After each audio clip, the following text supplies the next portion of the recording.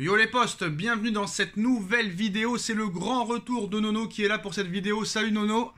Salut Sacha. Alors on va évoquer les grosses infos, la très grosse actu de ce lundi soir. On commence avec le Paris Saint-Germain. Léo Messi pourrait être de retour à la compétition avec le Paris Saint-Germain le 11 janvier contre Angers.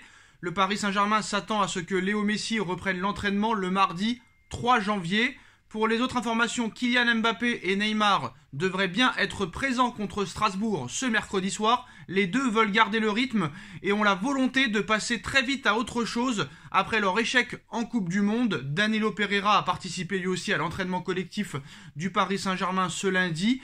Et l'autre information, très grosse information, Nono, enfin début des grosses informations, parce qu'il n'y a que des grosses informations tout au long de cette vidéo. Jean-Claude Blanc, directeur général du club parisien, va quitter le Paris Saint-Germain. Celui qui était le directeur général du club parisien devrait maintenant rejoindre le groupe Ineos.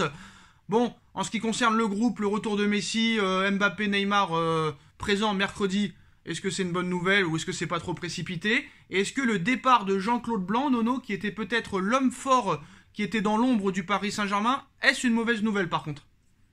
Alors on va commencer par les trois de devant. Bon, alors Mbappé, c'est pas une surprise, comment dirais-je, c'est un warrior, c'est un gagnant, il veut battre tous les records, donc je suis pas surpris. Neymar, un petit peu surpris. Je pensais que ça aurait été plus compliqué pour lui. Il a l'air de repartir avec des bonnes intentions. Quant à Léo, lui, il fête sa Coupe du Monde, ce qui est normal à mon avis. Il a touché le Graal, la seule chose qui lui manquait, donc ça me paraît normal. Et grosse surprise, Jean-Claude Blanc, l'homme de l'ombre, comme tu as dit, depuis le début avec le PSG, qui s'en va chez Ineos, c'est une surprise pour moi. Est-ce que c'est une mauvaise nouvelle que Jean-Claude Blanc quitte le Paris Saint-Germain? Ah là, faut rentrer vraiment dans les gros dossiers. Là, je pourrais pas te dire bonne ou mauvaise nouvelle. Enfin, d'après certains spécialistes, c'était le seul homme compétent dans l'organigramme du Paris Saint-Germain. Une grosse compétence, jamais dans les faits divers, jamais dans des affaires un peu saugrenues, donc surpris. Voilà, c'est la seule chose que je peux dire, surpris. Donc ça veut dire que tous les pouvoirs vont être mis à Luis Campos, vu que Enrique lui aussi va s'occuper plus d'autres choses. Jean-Claude Blanc qui s'en va, c'est maintenant Luis Campos qui aura la grosse tâche. Je pense que Campos a obtenu ce qu'il voulait. Après, je suis pas d'accord avec toi, Nono, sur Léo Messi, parce que rappelle-toi Kylian Mbappé, champion du monde en 2018, il revient 10 jours avant. Bon, c'est vrai, je sais ce que tu vas me dire, la Coupe du Monde 2018 était en été, donc il y avait plus de temps pour revenir. Là, c'est cet hiver, en pleine compétition, championnat, etc. Donc c'est vrai que c'est plus compliqué quand même. C'est plus compliqué, puis je vais te dire, il y a quand même une différence d'âge. Mbappé a gagné la Coupe du Monde à 19, Messi l'atteint à l'apogée de sa carrière, donc pas de surprise. Alors c'est vrai que Neymar c'est surprenant, mais bon, il a été quand même éliminé en quart de finale. C'est peut-être le Paris Saint-Germain qui a très clairement mis son autorité en avant en lui expliquant qu'il n'avait pas le choix, il doit revenir tout de suite. Peut-être que c'est ça aussi. J'ai l'impression que ça commence à taper du poing sur la table, là. Le club commence à se faire respecter, c'est bien. Alors non, on va passer aux grosses informations. Avant de passer à la très grosse information, on va parler de Jude Bellingham qui est promis au Real Madrid. Véritable révélation, le milieu anglais est courtisé par les plus grands d'Europe et aujourd'hui, tout semble se jouer entre Liverpool City et le Real Madrid, mais selon la Cadena Ser, les merengues auraient déjà bouclé leur plan d'action pour recruter le Britannique. Ainsi, 100 millions d'euros seraient déboursés au Borussia Dortmund pour le transfert. Un contrat de 5 ans rémunéré à hauteur de 12 millions d'euros annuels serait offert aux joueurs et le montant de la clause libératoire si Bellingham signe au Real Madrid serait de 1 milliard d'euros. Est-ce que maintenant, Nono, très clairement, tous les grands joueurs sont promis seulement au Real Madrid? J'en ai bien peur. Toutes les pépites brésiliennes, ils finissent au Real. Les gros prospects, c'est-à-dire les gros joueurs avec un gros avenir comme Bellingham, malgré Liverpool, va finir, je pense, aussi au Real. Donc, ça devient difficile de lutter avec le Real pour le mercato. Très clairement. En plus de ça, le Real Madrid n'a pas vraiment recruté, à part Tchouaméni et Camavinga lors des 6 dernières années. On parle d'une enveloppe de plus de 500 millions d'euros pour l'été prochain. Donc ça va être chaud du côté du Real Madrid l'été prochain. Puis ils vont avoir un effectif faramineux, quoi. Aucune chance pour le Paris Saint-Germain, pour Jude Bellingham. On avait entendu Nasser dire qu'il adorait le joueur. Est-ce que le Paris Saint-Germain a mis fin officiellement au transfert à plus de 100 millions d'euros, on va dire? Eh ben, le problème, si tu veux, c'est que ils ont des postes bien précis à faire. Bon, puis là, des 100 et des 120 et des 150, peut-être qu'ils mettent un peu le frein à main, mais je pense pas que ça soit un problème d'argent. Même avec plus d'argent, maintenant, ils préfèrent le Real. Voilà, alors, c'est peut-être l'institution, l'histoire du Real, peut-être qui fait la différence, mais je m'aperçois, tous les pépites brésiliennes s'en vont là-bas, et tous les grands joueurs en devenir veulent partir là-bas. D'ailleurs, Nono, qu'est-ce que tu penses de l'information de Fabrizio Romano qui dit que pour l'instant, le Paris Saint-Germain ne travaille pas d'arrache-pied pour recruter cet hiver? Ça a été beaucoup commenté en commentaire. Comment tu ne peux pas recruter avec les problèmes en défense que tu as? Même quand tout le monde est disponible, c'est compliqué. Là, tu as Danilo Pereira qui est blessé. Tu as Kipembe qui est blessé. Tu as Marquinhos qui est en dépression. Tu as Ramos qui est de plus en plus, on va dire, pas mauvais, mais qui a de plus en plus de mal et qui a de plus en plus d'âge. Déjà que quand eux sont disponibles, c'est compliqué. Là, au moment où on parle, c'est très compliqué vu tout ce qui s'est passé, plus les blessures. Comment tu peux oser dire que tu ne vas pas recruter? Après, est-ce que c'est vraiment du bluff du côté parisien ou est-ce que vraiment c'est la vérité? Le problème, moi je pense que c'est surtout au niveau des prix. Maintenant, même un bon joueur, simplement un bon joueur, c'est des sommes astronomiques. Bon, à côté de ça, on sait qu'on a besoin d'un défenseur central et d'un milieu. Je suis d'accord. Mais je pense que c'est à cause des prix. Quand tu penses qu'on demande 130 millions pour Joao Félix, personne va mettre 130 millions. Eh ben apparemment si, Nono. Apparemment si, Arsenal et Manchester United sont prêts à mettre cette somme. C'est ça qui est incroyable, j'en ai parlé. Et c'est incroyable.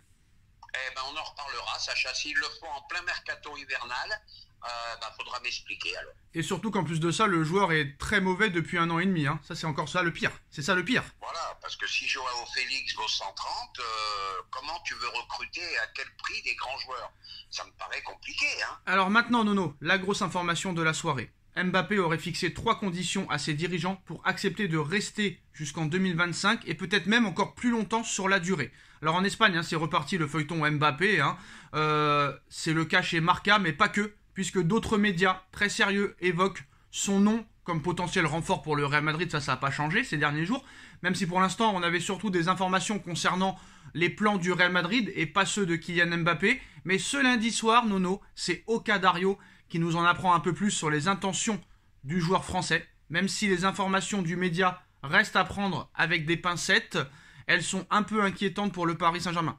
Effectivement, le joueur aurait fixé 3 grosses conditions pour rester à Paris sur la durée et ne pas signer au Real Madrid ou avec tout autre club potentiellement intéressé l'été prochain.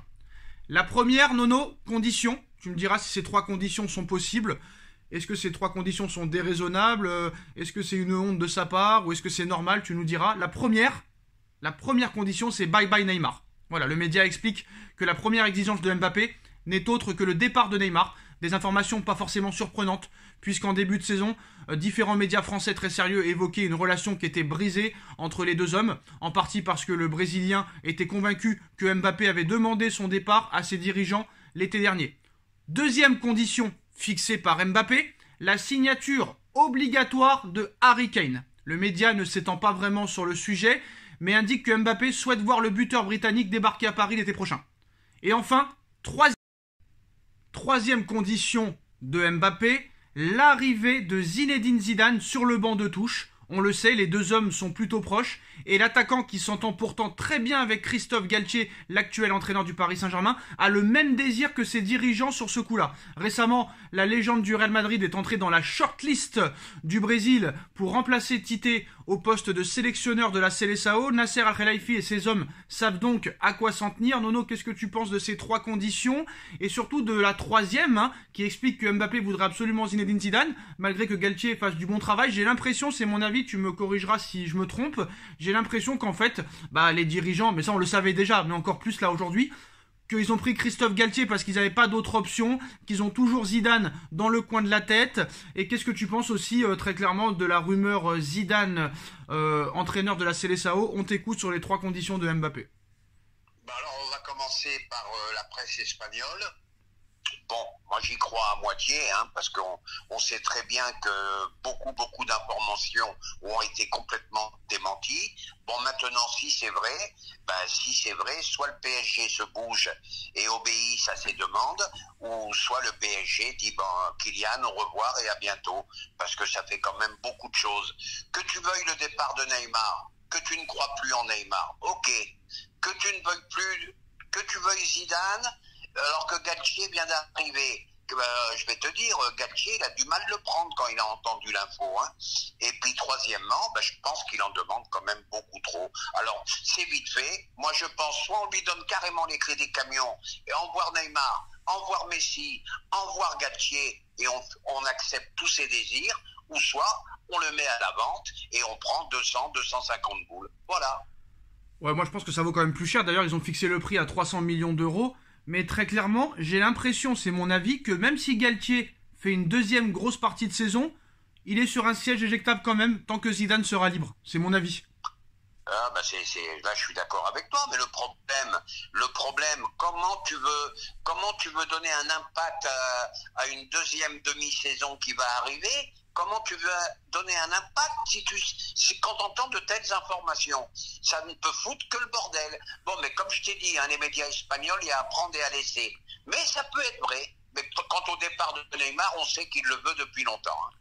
Oui, mais le problème, c'est que Neymar est invendable. Il n'y a aucun intérêt de Neymar de partir du Paris Saint-Germain. Aucun intérêt. Surtout avec le salaire qu'il a. Et voilà. Et il veut pas être piégé parce qu'il sait que Neymar, il a un contrat longue durée. Et je pense que c'est surtout ça. Et Nono, je te rectifie, c'est pas que Mbappé ne croit plus en Neymar, parce que Neymar a prouvé depuis le mois d'août qu'il revient à un bon niveau. Le problème, c'est qu'il ne s'entend plus avec Neymar et qu'il ne veut plus jouer avec Neymar. C'est simple.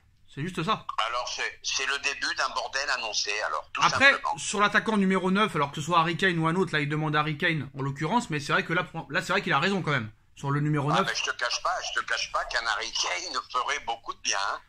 Moi, j'ai l'impression que c'est la seule condition possible sur les trois. Est-ce que toi, tu penses qu'il y en a quand même deux? Moi, je pense que Neymar, c'est mission impossible. Zidane, tout est possible. Et Harry Kane, Paris est quand même capable de mettre 120 ou 130 millions d'euros sur un joueur, hein. Déjà, Harry Kane, contrairement à Joao Félix, même s'ils mettent 120, là je dirais un grand oui. J'ai vu la Coupe du Monde qu'il a fait, malgré son pénalty raté, le mec il cavale, il est fort, il marque des buts, il participe au travail défensif. Non, ça serait une très très bonne recrue. Zidane, là j'ai un petit doute, parce que je pense que Zidane en a plein de cul d'attendre l'équipe de France. Donc je pense que les bruits qui courent sur la sélection brésilienne, ça peut se faire. Tu penses que Zidane pourrait signer au Real? Oh, que Zidane pourrait signer à la Seleção au Brésil? Eh ben tu sais que Zidane aime entraîner les grands joueurs, là il sera gâté. Il a des phénomènes à tous les postes. C'est vrai. Donc je pense que ça peut être quelque chose qui l'intéresse. D'ailleurs, il paraît que dans les couloirs de la FFF, qui paraît qu'il travaille très très mal, il paraît que même Le Gret préférerait Thierry Henry plutôt que Zidane si jamais Deschamps venait à partir. Oh, je vais rester poli, Le Gret, faut arrêter. Le Gret, Deschamps, bon ça y est, ils ont fait leur temps. Il y a un moment, faut passer à autre chose. Donc malheureusement, il est toujours président encore pendant 2 ans. Donc Deschamps ira jusqu'à l'Euro et je te le signe dès maintenant. Alors d'ailleurs, Nono, juste on finit là-dessus. Qu'est-ce que t'as pensé vite fait, en quelques mots, du clash Dugarry-Domenech? C'est assez intéressant quand même. Eh ben, je vais peut-être en faire hurler quelques-uns. Moi, je suis un pro Dugarry. C'est ce que je dis souvent dans les vidéos. Il y a un moment où on oublie un petit peu le résultat et il faudrait parler un petit peu ballon. Moi, là, je suis entièrement d'accord avec Dugarry. Voilà. Moi, j'ai pas compris parce que Domenech, il a dit une sottise incroyable et c'est bizarre, Dugarry ne l'a pas corrigé. À un moment, Domenech, il dit à Dugarry, rappelle-toi, en 2000 et en 2002, vous êtes passé complètement à travers. 2002, d'accord, mais en 2000, ils ont gagné l'Euro et pas passé à travers. Oui, en 2000, là, c'était une grosse et Dugarry qui ne réagit pas, c'est bizarre, non? Ouais, parce qu'il était peut-être dans le conflit avec Domenech. J'ai vu un peu le débat qu'ils ont eu. Mais moi, je suis... Bon, on peut critiquer Dugarry. Il a joué en équipe de France grâce à Zidane, patati, patata. Mais au niveau du jeu, je suis d'accord avec lui. Il y a un moment, il faut parler jeu quand même. Pourtant, toi, t'as dit qu'en début de Coupe du Monde, ça jouait bien l'équipe de France, hein? Ça jouait un petit peu mieux, mais après on s'est aperçu que malgré tout, non, mais attends. on se fait dominer par l'Angleterre, on se fait manger par le Maroc, on gagne on sait pas comment, et puis voilà quoi. Non mais attends, bon peut-être le Maroc c'est honteux, mais l'Argentine, l'Angleterre a un meilleur effectif que toi. Que Dugarry me dise, avec Benzema blessé, Kanté blessé, Pogba blessé, Nkunku blessé, Lucas Hernandez blessé, qui aurait mieux joué? Quel entraîneur aurait mieux joué avec cette équipe-là? Qui me le dise, Dugarry, s'il te plaît. Là-dessus, je suis d'accord avec toi. Donc, Le seul désaccord que j'ai eu avec Dugarry dans son interview, c'est quand il dit qu'on était nettement supérieur aux Argentins. Là, je suis pas d'accord. Voilà, c'est n'importe quoi. Et aucun autre entraîneur aurait mieux joué que ça. Hein. Je vous dis la vérité. Avec tous les blessés qu'il y avait, je suis désolé. Hein. Je suis désolé. Bon, c'est vrai c'est vrai qu'on peut dire que Deschamps a fait avec. Nono, et personne ne parle de la dernière occasion de Kolo Muani. Si Kolo Muani, au lieu de tirer et de frapper, fait la passe à Mbappé, c'est terminé, t'es champion du monde. Hein. Je sais pas si t'as vu. Ouais, mais attends, Martinez, il fait un arrêt exceptionnel. D'accord, mais si la passe à Mbappé, c'est fini. Hein. C'est fini. Ah oui, voilà. Possible. Donc très clairement, voilà, c'est facile de dire et que Dugarry se calme parce que en 2002, tu finis au bois. En 2004, à l'Euro, tu finis au bois. En 2008, à l'Euro, tu finis au bois. En 2010, à la Coupe du Monde, tu finis au bois. En 2012, à l'Euro, tu finis au bois. En 2014, tu vas en quart de finale. Et là, tu fais finale d'Euro, vainqueur de Coupe du Monde et finaliste du Mondial. Déjà, sois content, déjà. Sois content et tais-toi. Voilà. C'est bizarre, hein. Sur Laurent Blanc, pas une critique, hein, en 2012, hein. Rappelle-toi, hein. Pas une critique, hein. Bref, voilà les posts d'eau, c'est la fin de cette vidéo. Dites-nous en commentaire ce que vous en pensez. On like, on partage, on commente, on s'abonne. Merci Nono d'avoir été là et on se retrouve très vite pour une nouvelle vidéo. Tchuss.